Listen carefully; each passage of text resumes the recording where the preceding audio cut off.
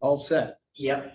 Well, welcome everyone, both here and at home, to the March District Advisory Board 2 meeting. My name is Tim Johnson. I am pinch hitting for Vice Mayor Tuttle today as she's in Washington, DC, representing us at the Congressional Cities Conference.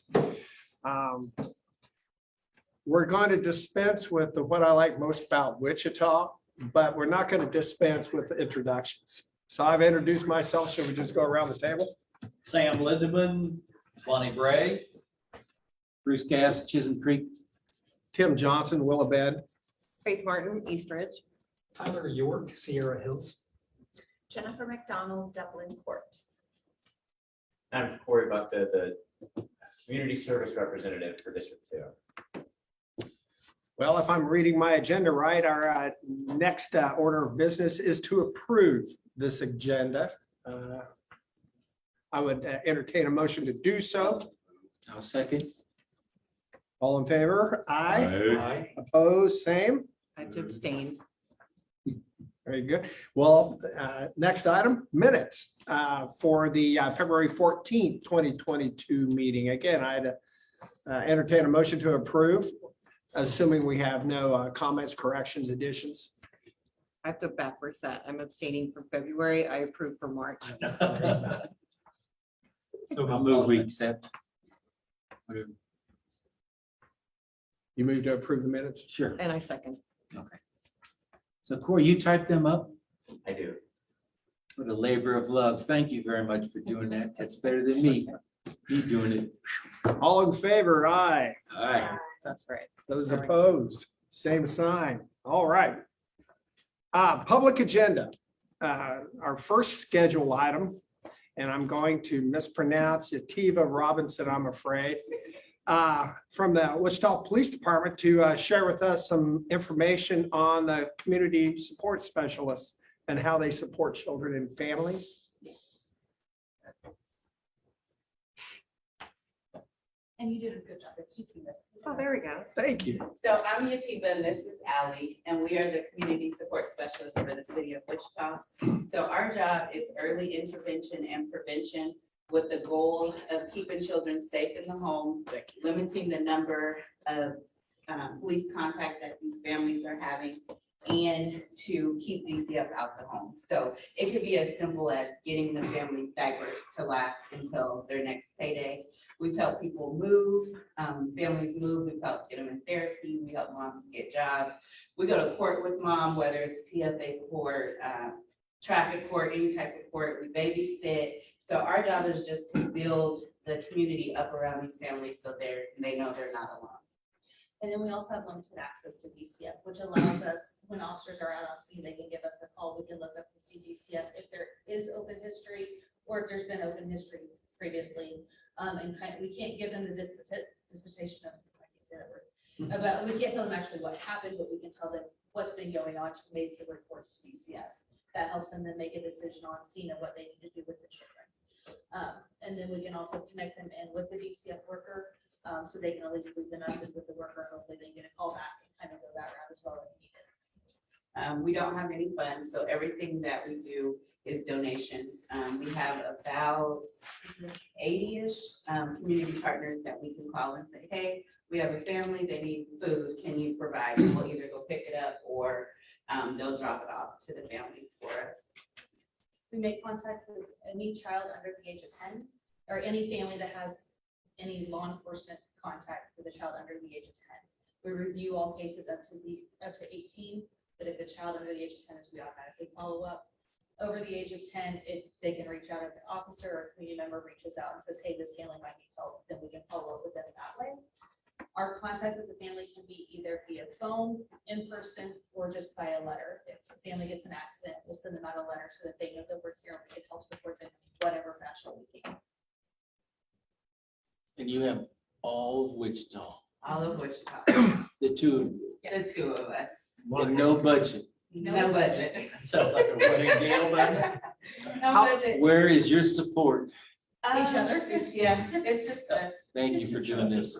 How long has this program been in existence? How long have you two been doing we've actually been working for a year and a half, Almost 2 years. almost 2 years. It'll be 2 years I started in May, she started in June, right? And then, but the grant was for 3 years, so we are in the 3rd year of the grant. It took a year to hire and then. What becomes of the program and you two at the end of the grant? That's why we're here. Yeah, so we're just trying to let people know that we're here so that when it comes time for the grant to be refunded, either they will refund it or the city will pick us up full-time. What's the name of the grant? It's through DCF. Oh, I'm it not is. sure exactly. So it's a DCF funded grant. They're paying for our positions. The city supplements our position. And then we'd also like to ideally at least have 2 more of us. So each bureau could have 1 full-time worker. 'Cause right now, we are on call 24/7, so anytime we go anywhere, we take our computers with us, the officers can reach us at any time. We do tell them like after 11 o'clock, call twice, because we're usually asleep. But the officers are able to always get a hold of us. How But- long? I'm Sorry. You or me? Would they be out of South, or would you have them at different patrol? Well, right now, how it works is I have south and west, and Ally has north and east, but the officers call who they want to call. So That it really doesn't matter. we would prefer if there was we would like it if there was Embedded one of us each. for each station, possibly even 2 for each station, so someone can cover mornings and someone can cover. Is this grant a pilot program of DCF? I'm guessing it's federal funds that are coming through DCF. But is it a new program that DCF is Mhm. piloting and trying to work the wrinkles out of and seeing where they? So it was Chief Ramsey's baby. It was Alright. his idea, and then he met with DCF, and we don't know the ins and outs of it, but they just said they wanted to where, when officers are out there, they're not taking so many kids into PPC. Like if it's something that we can go in and we can be like, hey, we need to help you clean up your house. What is it that we need to do? And when I started, I was surprised at the number of people who just really don't know how to clean. Like, they don't know that you gotta put soap in the water to wash your dishes. They don't know that you gotta have hangers to hang your clothes up, and so that's one thing that we do too. We're working with these families. We're not just saying clean up, but we're working with them like, okay, so let's start with this one room.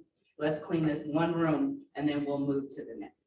So seeking greater clarity, that it was this Chief Ramsey's idea, and he went to DCF and worked with them on creating, so Wichita may be the only city in the state that's We doing this haven't right now. found anything in any state that does exactly what we do. There's other, because I'm a social worker, she's not. So there's other social workers in policing, Sure. but they're not doing what we're doing. They're typically, they're more to follow up with adults and follow up with mental health type issues. Where we're specifically working with children and families to help make sure we're catching those kids that might be falling between the cracks. Because they don't rise to the level of DCF, need to be involved. But they need something where they're not gonna be successful in life. Which is why this lends towards preventative, which could roll into homeless prevention as well. Right, yeah. So this leads me to, how much of this has gone before the city manager? We haven't made it there yet. At this point, interim chief Moore, at this point, we're still at the beginning phase, and the ladies are just getting out, and making people Sure. aware. Since mental health got on the radar, it's one of those things where they're saying, what programs can we increase and develop even more? Well, this is one that Absolutely. can definitely develop more. So this was the beginning stages, informing and educating the council members and everyone. Chief Ramsey, when he initially contacted DCF, he requested 4. Because that was going to be the ideal model at that time, and we were only able to come up with 2, and obviously Baker's going to be too choosy, and so we got what we got, we were able to get. We just know that the police department, this isn't our area of expertise, and it's important for us, that to fill in those gaps where maybe the system isn't filling them in or taking care of it.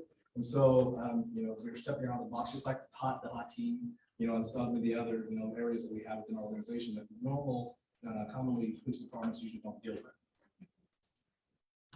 Thank you. Congratulations. Thank you, sir. Appreciate it. Yeah, this is So great. if you were to estimate like an adequate budget to fulfill all the needs, what would you say that would be for your team or your department? Just say $10 million. Yeah, 50 million. So like, what, the main thing that we, not the main thing, but one thing that we deal with a lot is we have people who are just short on their rent. Like $40 short, $100 short, and we're like, okay, we can't give you any money, but call this place, this place, this place. Well, we call those places, but we don't get the call back. Okay, well, let us try to, and it's the same cycle, we can't get a call back. Yeah. So we're seeing the struggles that the community is seeing on a daily basis, and so we're trying to, basically, when we're working with those agencies, we're trying to get in contact, so we have a specific person that we can call from this agency, that they know what we're doing, that we can try to fast track some of these people that literally are asking for help. Not the ones that are every month saying, hey, I don't have my bill, okay, now we have a different issue. These are ones that are literally like, I'm working a full-time job, I got sick, COVID happened, whatever it might be, and now I need help for this month.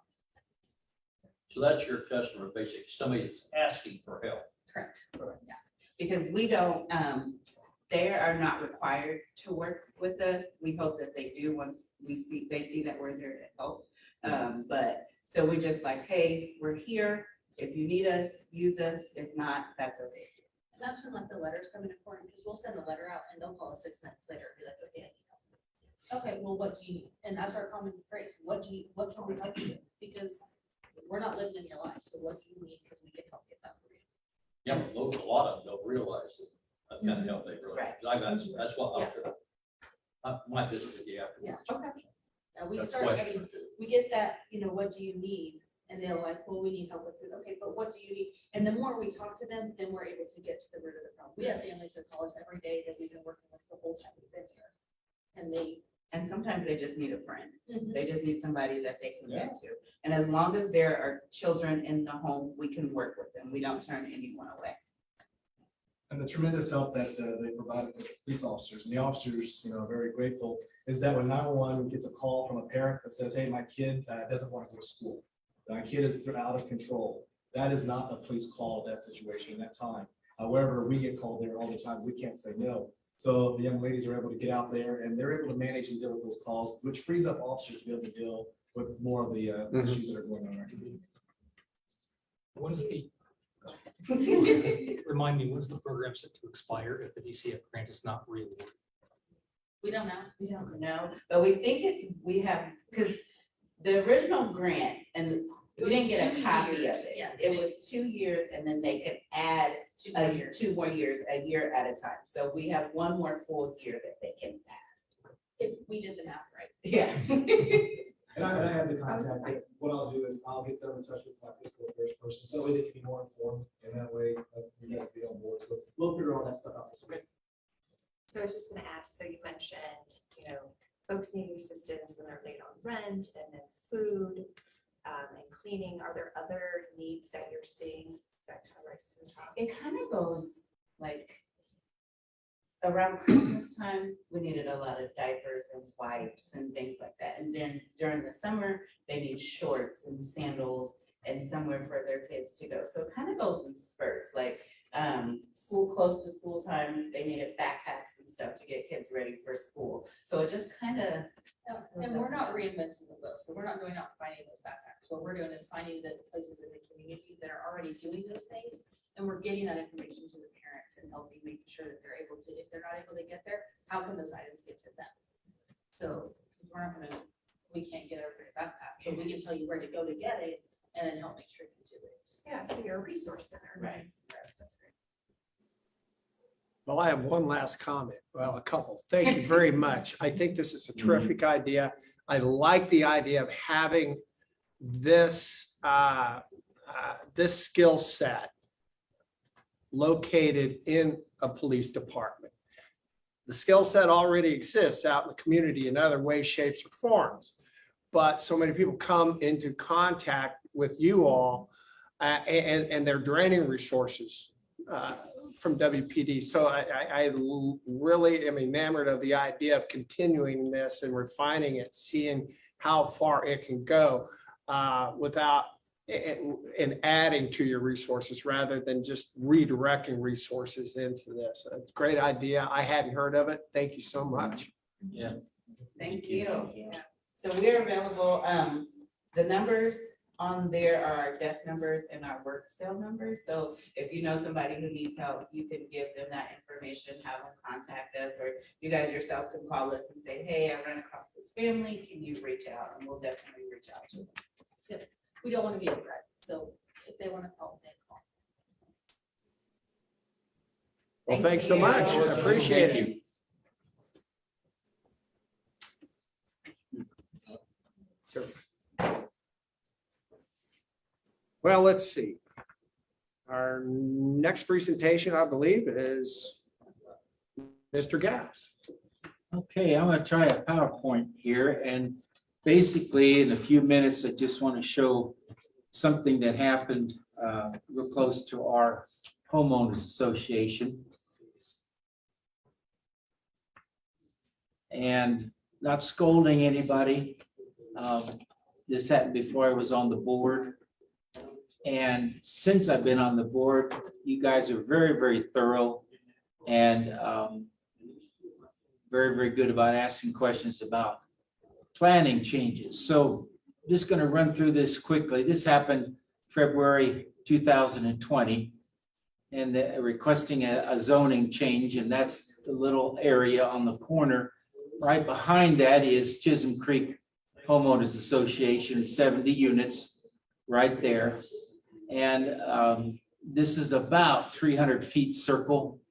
So if the planners did only the 300 feet, you could see that a very, very small area of our homeowners association were alerted to a zoning change. Now, I don't know how that went.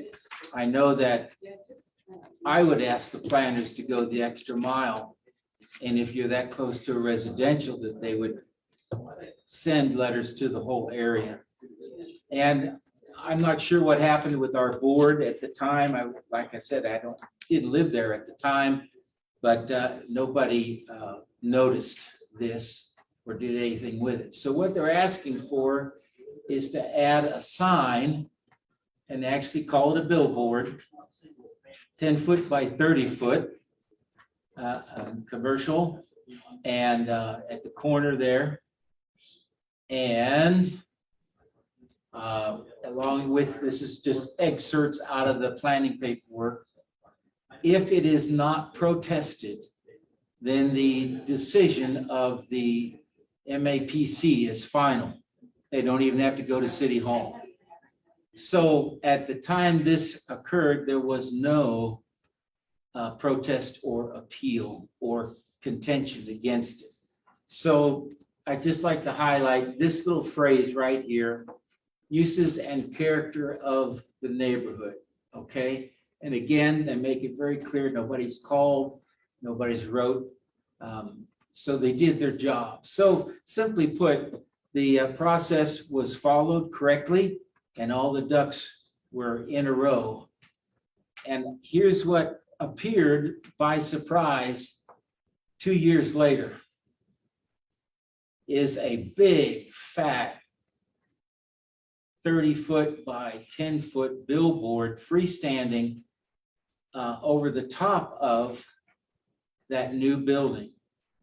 And this is a TV on one side. Now where that side faces is all commercial, so nobody cares, okay? But if you look at X marks the spot, and I have driven a mile in every direction, and that sign is the highest and the biggest sign within a mile of that corner. So my contention is we didn't stick with the character of the neighborhood. So first of all, any of us that lived there should have noticed that, well, how big that would be and how high it would be. And we didn't. And so I'm just asking you guys to be real careful, ask the questions. I've learned I've got to read every word on these stinking things, even though I hate them, and look for little things like this. So we have this sign 130 feet from our property line. Thank you very much. I think those Thank are you, all Bruce. great comments, Bruce. And I think we've many times have brought up, how it might be correct according to what it says, but Right. it doesn't mean that it's. Yeah, I don't understand a lot of the side things that go on. No, me either. I just know when it's big and ugly. A lot that was, it's for sale, and they put a big, nothing's in there yet. They put a sign up, I think they're just gonna advertise, put a for sale sign up on this big sign right in front of our neighborhood. I questioned it here when we went through, but it went on right on through, but there's no sense of it yet. There's signage is very much a conundrum. There are free speech issues. There are aesthetic issues. This isn't a sign, this is a billboard. It's a technical difference. And they told us that. It's an off-site sign, which is a billboard, and it has separate rules of the game. I live near that intersection. I'm not, it's not my favorite sign. It's not my favorite architecture, but the architecture is every bit as ensconced in our ordinances and in our regulations as the sign is. I think Chris Broderick has mentioned notification in the past and other projects. And as a professional planner, I get it. 200 feet does seem too short a distance. 200, 300, I think. It's 200 feet. 200, okay. Yeah, at My 200 mistake. feet inside the corporate limits of a city, 1,000 feet outside. And that's due to the large sizes of land outside city limits. But even going to 500 feet could all of a sudden put a developer in a planning department in a situation where they're sending out 200 or 300 letters and dealing with that. And that didn't say the city can't extend that 200-foot Right, that's a notification, minimum. but that is something that they would have to do by ordinance, and they'd have to balance the pros and cons of that notification. Well, the signs have changed a lot too, the LED. That's and what I was gonna brightness- say. Brightness of some of these signs are absolutely distracting to drivers, and Well, and these motion even signs more light up our so. whole neighborhood. I mean, Correct. it's Yeah. intrusive. Motion even more so, and they have, in fact, I have a sign ordinance with me tonight. I took a look at that. The city has legislated how bright signs can be at any given time, any level of daylight. And while these are laws aren't permanent. They can be modified, they can be changed. And the way that happens is getting enough feedback to make it worthwhile. So as a planner, I would have to recommend approval to you all to do this project because it meets the criteria. But I understand that the criteria aren't necessarily something that any or all of us would actually like to live with. Right, so as a person that lives in a neighborhood, I don't like the criteria, and a lot of times I'm gonna be fighting for the people that live in those neighborhoods, whether the criteria is meeting the standards or not. Yeah, that's kind of, So, I think that's kind of. I think we're the gatekeepers, whether or not Yeah, it oh, meets the absolutely. criteria as a planner, I don't care sometimes, because I think it's intrusive Mhm. and unfair, and I think the MAPC is always gonna side on well, it meets the standard. Okay, well, that doesn't mean that it's appropriate or Appropriate, yeah. meets the character of the neighborhood. And most of the time, the house was there before the sign. Right. And the sign goes up and then all, once you wake up at night. So Light daytime. I'll say my say, and I won't get, I'll get Yeah. outvoted, but I'll say my say. By the way, I I've been guess I on your side of these as well. Right, I just no. as a planner. So I just have a question. So with these billboards, does the owner of the billboard have to own the land? So how do they get Sometimes. right I to think he rents plant it. the billboard where it Yeah. is or determine where it goes? They enter into a contractual arrangement with the property owner. Okay. There are a number of other legal requirements in terms of setbacks, heights, size, distance from other signs, distance from other billboards that are all memorialized in the city sign ordinance. And almost takes either a planner or a consultant to sift through that and figure out what it means and how it applies to you. It is very complicated, but yet there's a whole basket of rules and requirements. So the immediate property owner has to approve it before that sign goes up? Yes. Okay. Or protest it. Really? What now? Immediate property owner has to approve it? The immediate, Oh, the immediate. the immediate well, property not the owner has surrounding property Right. rights. Right. So that Maybe it person doesn't can- affect the immediate one, but it's the surrounding ones. Right. And it may be that in this case, the billboard is owned by the property owner or by the real estate trust that owns the property. And they're just looking at another way to monetize that particular location. Any other questions or comments on this? And I do appreciate always giving your expert opinion because it's very complicated stuff and I don't always understand it. And And there's no definition of quote, the character of the neighborhood. no, unquote. that is Yeah. subjective. And at the end of the day, it's all about. My where- opinion, it's not. Right. Yeah. The business owner will be like, this is the character Where the of the neighborhood. majority is. Yeah. Yeah. All right. Do we receive and file that? I don't know what we do. How do we respond to that? Ask for a motion to Thank you, receive Tracy. and file both of these presentations. So moved. Motion. I'll motion both. And second. Tracy always keeps us on. All in track. favor? Opposed? All right. Board agenda updates, issues and reports. I see none.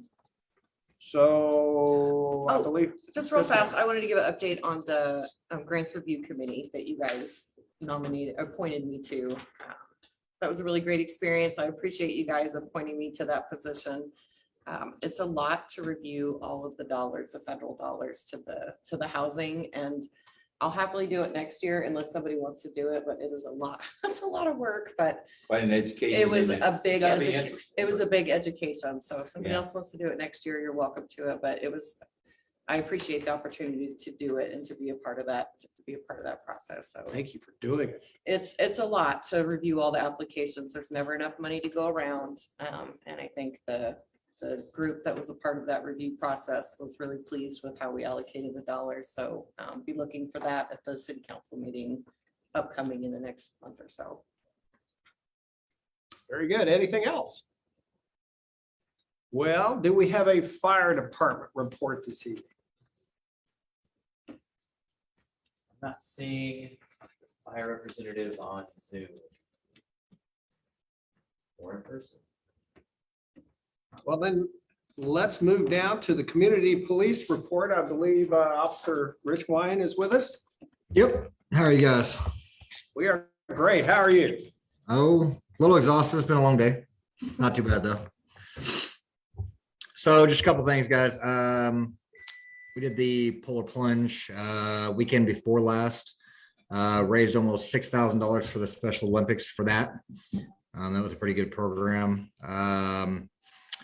Patrol East is getting ready to put on a couple of tournaments. First one's going to be a cornhole tournament that's scheduled for May 7th. It's going to be at the American Legion Post 256, which is out at K42 and 235, right behind the KDOC buildings. The tournament is going to benefit the Kansas Honor Flights. We're expecting approximately 2,000 to 3,000 people.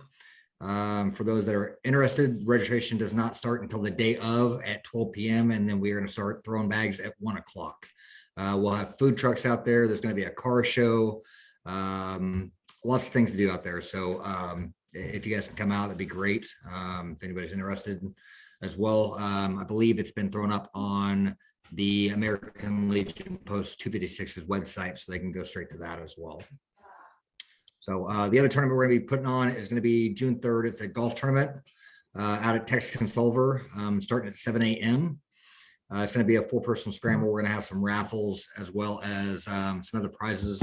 This is going to benefit 265, USC 265. Last year we did a school supply drive. We're actually shifting that a little bit more towards physical education with the kids this year. So we're hoping to get a big turnout on this. raise a lot of money and hopefully buy some of the schools some much needed equipment that they don't necessarily get through their budget.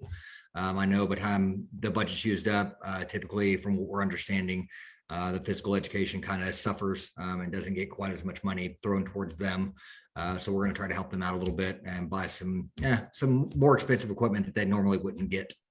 So that's kind of what that's going to benefit. So that's kind of what we got going on right now. Any observations, comments, questions? Question, Always. when are you gonna get a community police officer in our area? Stephanie Roberts is getting ready to start next week pending any issues as far as staffing goes. We're doing some shifts, some movements right now. So Sam, you're getting a new one. I know your guys' beat is of the 10 that we have out east. Yours is the more quiet of the beats. So typically if somebody gets stolen, it's from that beat. So you guys kind of get the newbies when they come in. So but Stephanie Roberts will be with us. Now that is if Patrol South doesn't grab her firsthand, because we just took somebody from Patrol South. So she may go down there. However, you will have a permanent one starting in July, which is Jamie Crouch. He'll come out and he'll be your new permanent CP officer until he retires. So, Can you email me when that all takes place, or when she comes aboard, and give her my? Yeah, I think I copied you in on that last email with Stephanie on it. I think maybe not. Maybe I'm delusional. But anyways, I will, I'll bring her out and introduce you to her and or you, and we'll get all that taken care of. So I knew you would. yeah, I take care of you. Even if somebody's not there, I'm usually out there. Thanks, Casey. You got it, Sam. Anything else? Officer and interim chief, thank you for the department's support of Kansas Honor Flight. It's an extremely worthy organization. I know last year they were on a truncated schedule due to lost time from 2020. So thank you for your support of them. Yeah, we were pretty amazed to hear that like $800, every $800 that we raise in this thing is going to go to benefit one veteran and their nurse being sent up there to DC. So we're hoping for, like I said, a huge turnout so we can send as many as we can to kind of make up for lost time over 2020. So that's kind of our hope. Fantastic. Excellent. Thank you. Thanks so much. Absolutely. You guys have a good night. All right. You do the same. Thanks. All right. Park and Recreation. Who do we have? We don't tonight, looks like. Well, we do have Savannah with the library though, don't we? We do. Hi, guys. Okay, so Hello. on March 7th, the library began circulating early learning backpacks. These new backpack kits are themed and include picture books, educational games and toys, and activity guides. They are designed for children ages 3 to 8.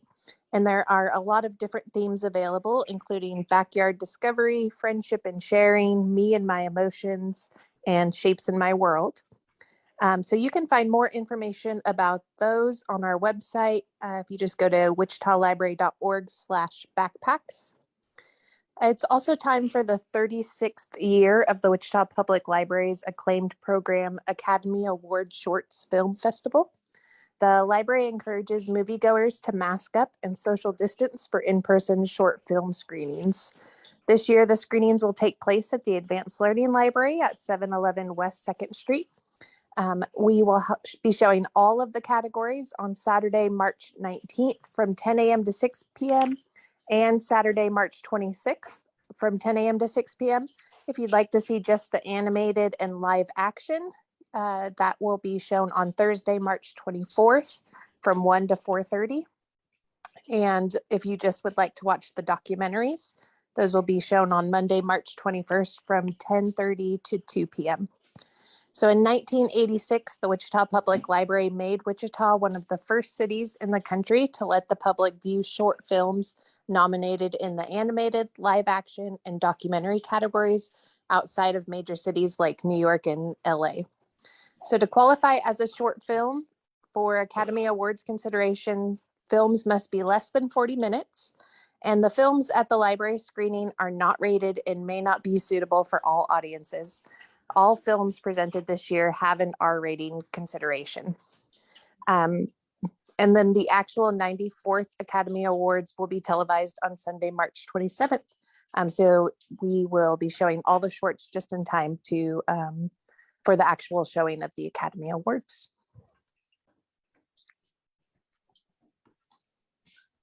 Very good. That's exciting, Savannah. That's something my wife and I are gonna certainly want to check on, and it's something that's gone past that we've completely missed over the last few years.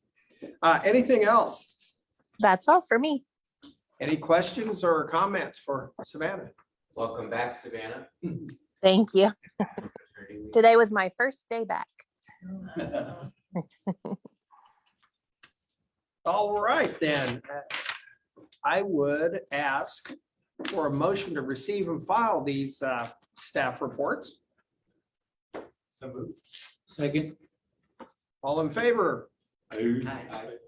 Opposed? I just have one amendment to that. Yes. I asked a few months ago if we could get the statistics on complaints from Officer Ridgeline or any other data when he does his report. So if we could get those added to the district of what's happening in patrollies. Golf things and fundraisers are fun, but I'd like to hear a little bit more about what's happening with policing than just that, because I'll be getting hammered tomorrow at my Yeah, it neighborhood is unusual. association meeting. They're gonna want to know a little bit more than just that, so I would like to take some of that to them, because they're gonna have a lot for me. No, that's an excellent point. We'll get that into the notes. Great, thank you. Thank you. I'll just add, as someone who's come from another dad, that was a common theme that the officer report would list out, number of auto thefts, break-ins, et cetera. So, and happens to be the Corey also works that data as well. So he's pretty familiar with what that officer would report. So it's, to me, that sounds kind of like what the stuff that is, the statistics that you're looking for. Yes. And we have received them on occasion in the past. It's not that we never have. I can recall that, but yeah, it probably is a good idea that we receive at least some basic statistics on a monthly basis. I think it's just gotten a little more regularly more about the lighter side of policing, which I get not wanting to be negative, but my dad or my association will definitely hammer me about not bringing that. So It's nice to hear about what trends are happening Right. in our neighborhoods Mhm. and areas of concern. All right, are we ready to move on? Number 8, Community Unit Plan, Matt Williams. All right, good evening, everybody. I'm Matt Williams, I'm a planner for the planning department. Tonight we've just got one case. This is a CUP amendment out at Eastgate Mall. So we're talking about the former Toys R Us there. So the applicant is remodeling the former Toys R Us, hopefully with a new retail business. And it's zone limited commercial and in this community unit plan. And it backs up to a single family neighborhood. And the back of the building has several existing places for loading docks for trucks to back into and drop things off. But there is along Orm Avenue or Orm Street right there. Part of that is a solid masonry wall. And then the majority kind of behind the Toys R Us section is an old metal fence, chain link fence that's kind of beat down. So the new company that's coming in here, they need to provide that solid screening against that single family neighborhood back there. And then also the community unit plan requires solid screening. So what the applicant is asking to do is amend the community unit proposal, which requires a masonry brick, a sort of solid screening like that, and they would like to replace that with a wood fence, solid wood fence. So, are there any pictures in this? Yeah. There's a GIS area. Is that just for the Toys R Us area or is it for the whole backside of Eastgate? it's a very short. Yeah, it's the majority of it is already a masonry wall. Okay. And so then kind of the far west section, mainly behind Toys R Us, it's just the chain link fence. So they're requesting to change the requirement from the concrete wall to the wooden fence. And so that's gonna be back there. There's a lot of landscaping back there too, a lot of mature trees. They plan on adding landscaping to that. And then also if there's trees that die, they're gonna replace those trees. So there's gonna be quite a bit of landscaping with the solid wood fence. It's over and above what our buffer usually requires. So How high would it be? the fence is going to be, let's see, the fence that's currently there is a 5-foot fence. And this is going to be, let's see, 6 to 3 or something. I believe, yeah, I think it's 6 foot, and then on the far western 70 feet, it's gonna be the building setback area. It is. So I didn't have a chance to drive over there. Yeah. I'm visualizing a concrete wall that starts maybe 300 feet east of Rock Road and runs east to the far east end of Eastgate. Right. And that first roughly 300 feet is chain link fence. Yep. What they're proposing is that they replace the chain link with a wooden fence. Right. And then the last few feet, I don't know, 80 feet or whatever, it would go down from 6 feet tall to 3 feet That's correct. high. So it improves the buffering and the visual. Right. And they're proposing lots of landscaping there too. With keeping all the trees and then having some low shrubs there as well. So I've got a few questions on this. Right. Corey, would you mind scrolling back to the satellite view of the property? That's the one there. So I've driven by there, the wall, the stone wall that's currently there ends about halfway through that, where that Toys R Us facility is right now. This way. Yep. And so there are about 4 or 5 homes that face that chain link fence currently. So if we don't approve this wooden fence, what would the applicant have to do to be compliant? To be compliant, the zoning requires a solid fence, but the CUP that is over this property requires that fence to be masonry. So if we don't approve this, they need to go ahead and finish off that masonry wall all the way to the, okay. Perfect. That was my question. Good.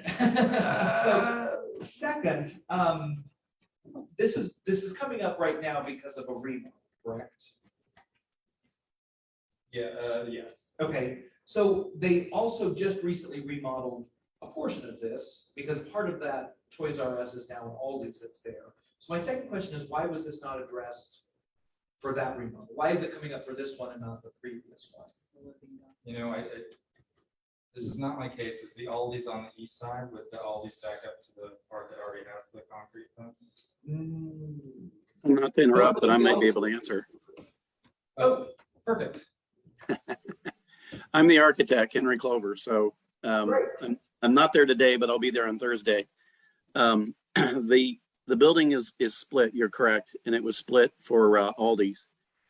Probably part of the reason it didn't come up was because Aldi's was able to use the existing dock that exists today.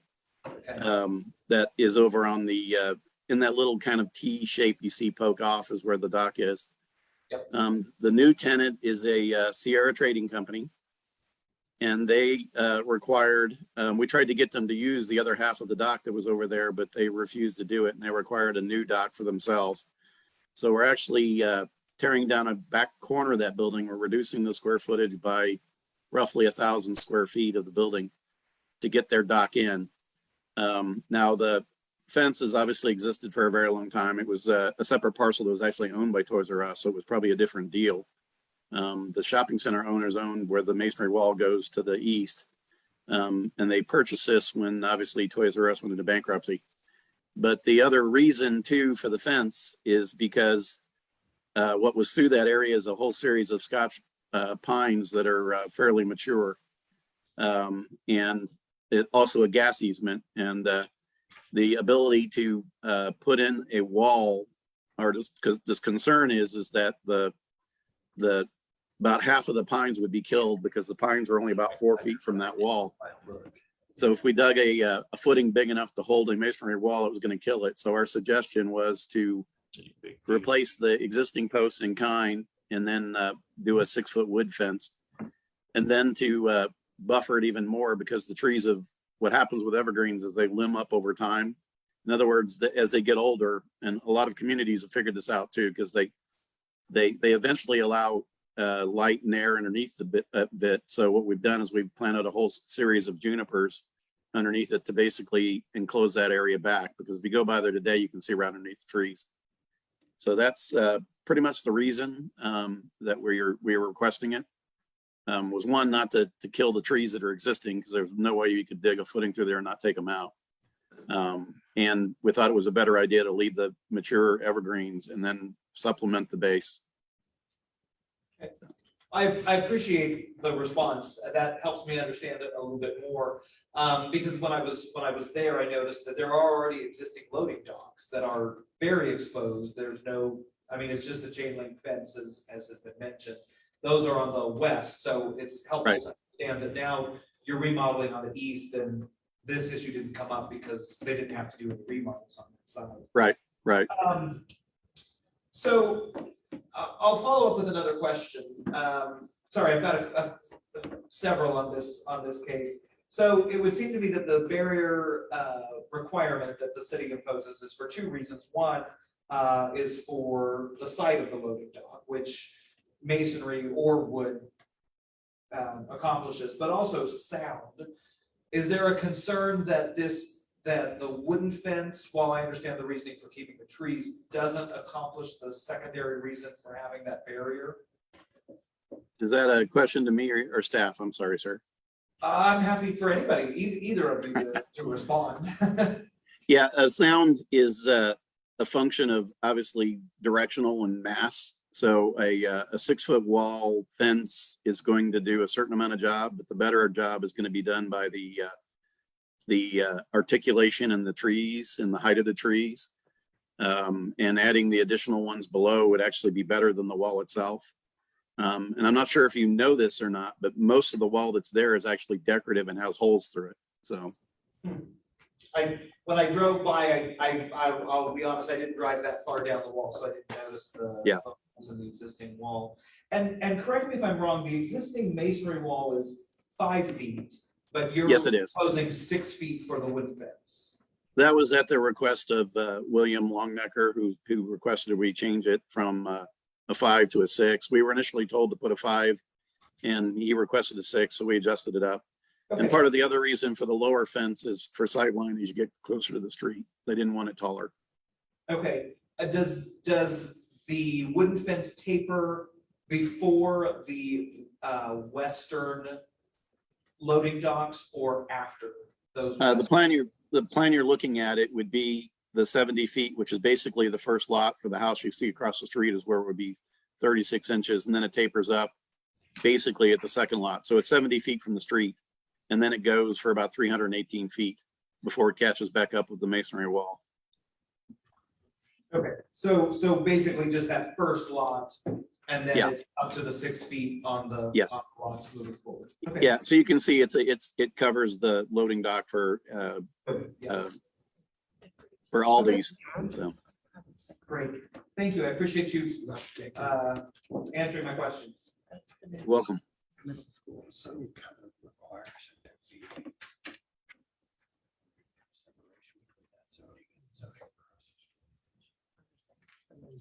Yeah. Okay. Other questions, Yeah. observations? Yes. So I've actually been in and around this neighborhood since I was in middle school and I'm in my late 40s. So that wall is most likely not decorative. It's a concrete wall that stood for many, many, many years and has kept a lot of things out in and around that neighborhood.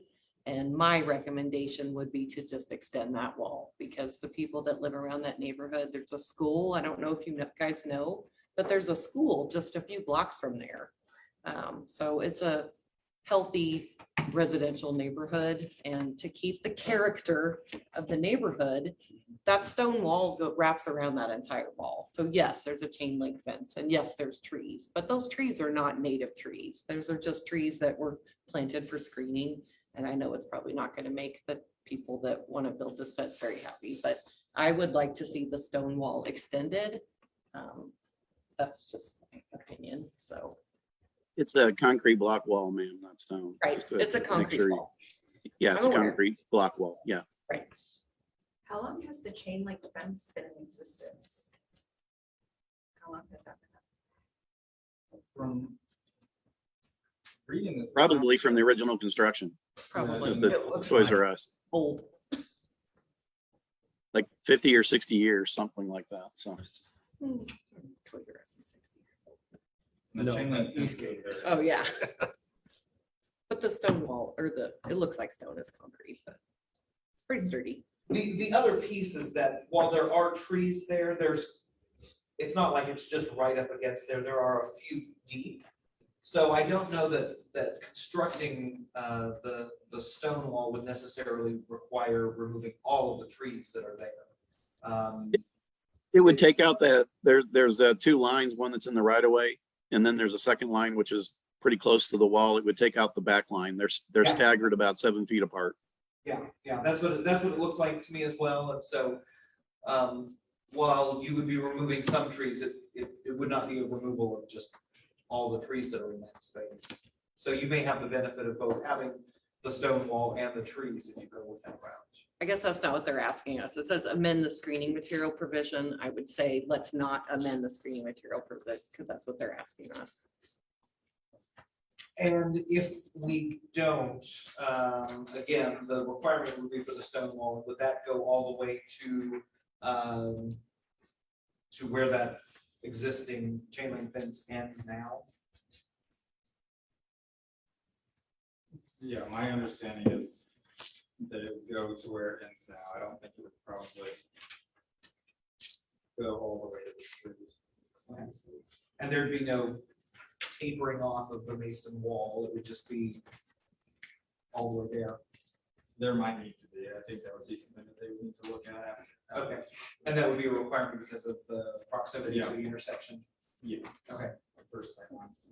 And what they've proposed is 6 feet for the wood fence, but the requirement is only 5 feet for the stone wall, the masonry wall, correct? I'm not sure that's the case. Okay. Typically, this wall is likely required because you've got a commercial zone right adjacent to a residential zone. And there's always some sort of buffering requirement between the two, hence Sure. the fence. My experience has been that that's typically a minimum of 6 feet. So perhaps the existing wall just. May no longer be predates- compliant. Right, predates. right. If they were to go back in and do masonry or pour concrete, something like that, and extend that wall, they might still have to come and get permission in order to make it look good. In order to just To, keep that. yeah, and that would be something that Matt could check on. Yeah, pretty my easily. understanding is that the CUP, which is placed on top of this, requires a 5 to 8 foot wall that's brick, stone, or masonry. Okay.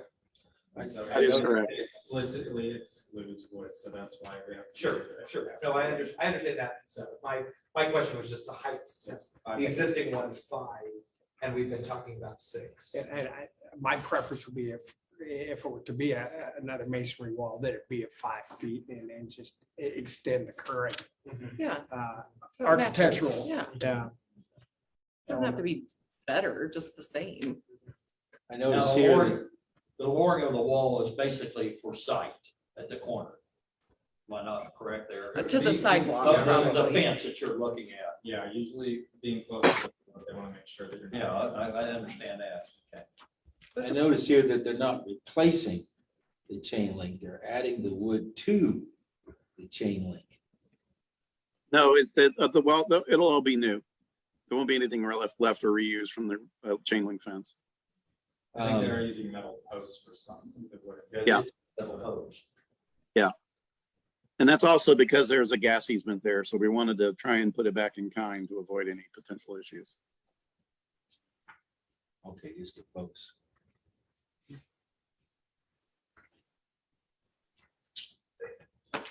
That does bring up another question that I thought of and it escaped me, but are there any utility concerns with the masonry wall?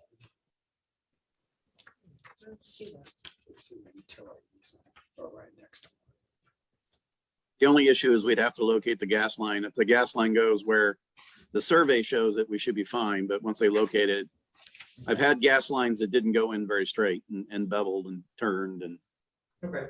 so that would be the only issue, is if there's a gas line that gets over too close to the wall.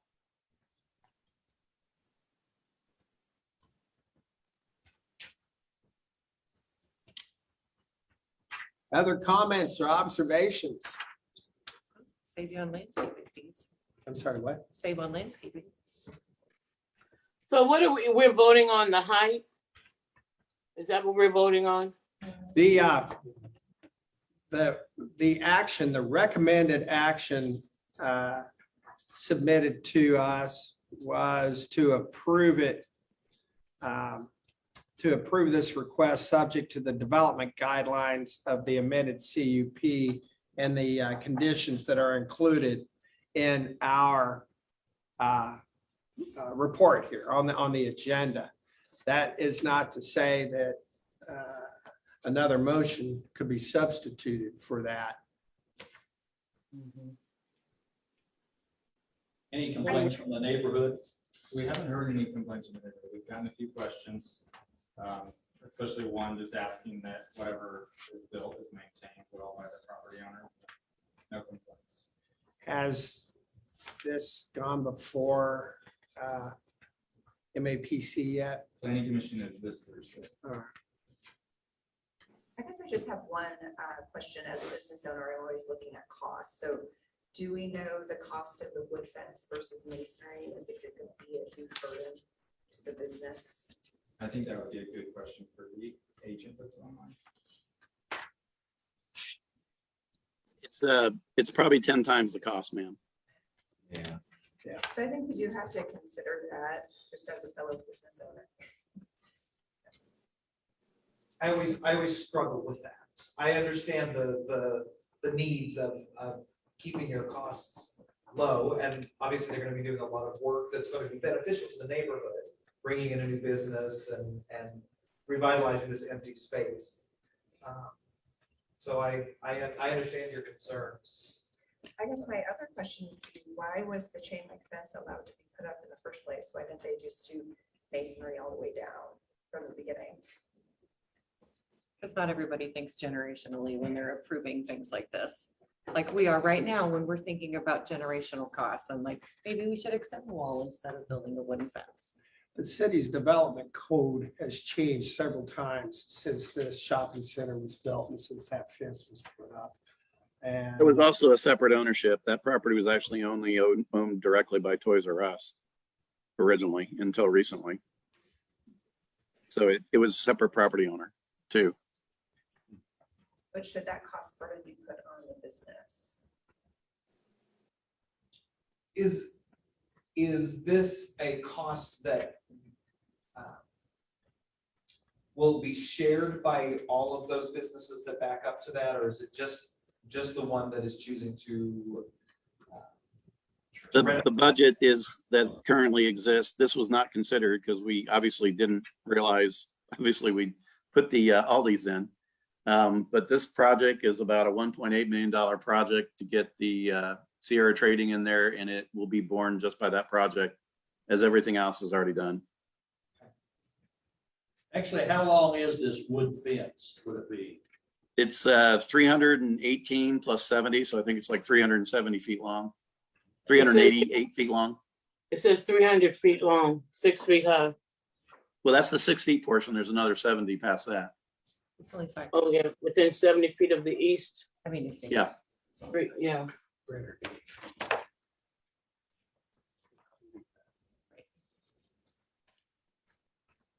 We're just making recommendations. Well, it appears to me that the wood fence will be an improvement. It may not be the improvement we would prefer, but it would be an improvement. Well, for that's why I think looks. aesthetically, it'd be more pleasing than it currently is. Right, and also more noise reduction. And it would be more cost on the business owner, actually, so it's an upgrade. Yeah, it was not part of the budget. We did not realize we needed to deal with that when we set the budget with the contractor. So it's a change order. Do I understand that there's a relatively robust landscape replacement as well that would go along with this wooden fence? Yeah, if you can bring up the site plan with that's the sheet A1 103. Probably now down a couple. This is obviously in a vertical direction, but you can see it easier. I noticed it's hard. The evergreens are the star looking things. But we're adding, there are 3 trees that are dead that will be replacing the Scots pines. But there is like 27, if I remember right, additional Gold Coast and about another 17 junipers as well. So what it's going to do is, because these things have limbed up, these things will be 4 feet, 3 to 4 feet high, 4 or 5 feet wide. And what they'll do is they'll fill in underneath all the trees along the road there.